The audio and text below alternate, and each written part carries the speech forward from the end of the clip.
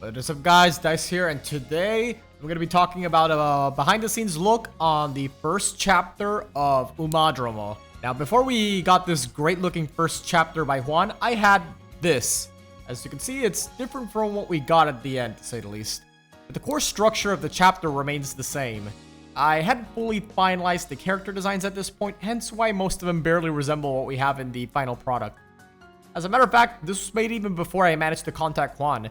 So as you know, the Versets have the unifying theme of tokusatsu heroes for their signature racewear. I really wanted to find someone that was both a Puerto Rican artist and was more than happy to work on toku designs. And that was very difficult, to put it mildly. I had so many people in mind and they all rejected me. Originally, I considered just having someone not from PR instead, as much as I didn't want to do so. And believe me, there are so many artists out there that specify no mecha on their rule sheet. And I know it's weird to think of it this way, to some at least, but I always saw the henshin heroes from tokusatsu to be maybe not in the same genre as mecha, but at least similar enough that I could see someone who's uncomfortable working on mecha to also not wanting to work on tokusatsu designs. Eventually, Nat introduced me to Juan, and I knew for sure I really needed him aboard.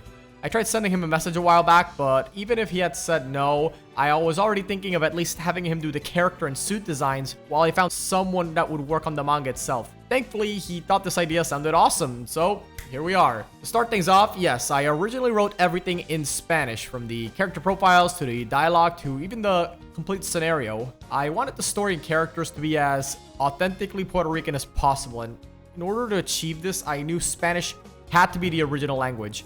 I also translated everything into English myself. There were a few changes that had to be made to the dialogue, as a literal translation felt unnatural, but overall the core of the story and characters remained the same. For the first panel, I decided to kick things off with Dancer introducing the new trainer to the Versets family legacy. Here she shows off her win at the Clásico Internacional del Caribe, or the Caribbean Derby as it's known in English. The photo is meant to be a reference to a photo taken shortly after the real Dancer won the Derby, and people around her are celebrating. The trophy was originally going to have the text Clásico Internacional del Caribe but written on the base, but Juan and I agreed to leave it in blank for now.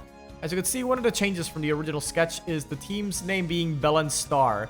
That was always meant to be a placeholder while I searched for star names and made sure the one I picked in the end hadn't already been used by the official series in any entry, be it the anime, the games, or the light novels, or the manga.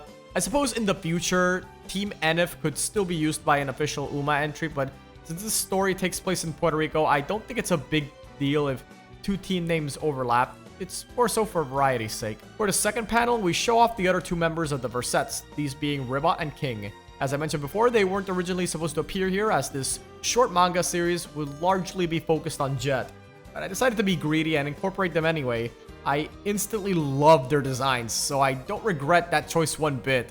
The photos behind them are meant to resemble moments from their real-life counterparts' races, though more subtle than Dancers. Ribot's is meant to be a subtle reference to the poses Jockey did after winning the Rafael Martinez Nadal Stakes. It's hard to see in this image, but the pose looks similar enough to a fist pump in the air, and that was good enough for me. For Ribot's pose in the panel, I went with an at-ease pose and told Juan to make her look serious, but also just barely keeping it together. Someone who is very obedient and diligent in following orders, but at the same time is maybe not emotionally in the right state of mind, I would say. For King, I decided since she was more cheerful, she would directly address the new trainer and greet him. The picture of her signature racewear is a subtle reference to the real King's victory at the Kilpatrick Aponte Stakes.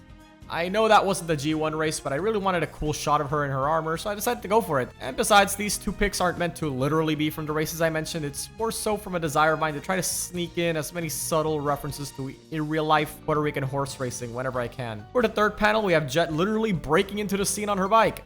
The original sketch had a different angle and even position and expression for Dancer, but Juan wanted to have more dynamic angles and poses for the final product, and I love how he came up with these shots. The sound effects here are from a desire to keep things consistent with the nature of the medium of manga, which often use tons of sound effects for impact and dramatic effect even within the same page. Speaking of sound effects, this is a good lead-in to the final panel, and its use of Don. This is a sound effect you often see in manga such as One Piece. While this wasn't in the original draft, I felt Jet's unmasking needed, a a bit more impact. The chibi dancer was originally only in the final panel, but Juan suggested adding her onto the second panel's speech bubbles in order to have that as a visual gag for the first chapter. I have tons of other sketches done for the storyboard of the following 9 chapters, but I'll save those for when we get to those chapters. If you want to know when those come out, please subscribe to my channel and let me know if you like these videos with a comment and leaving a like.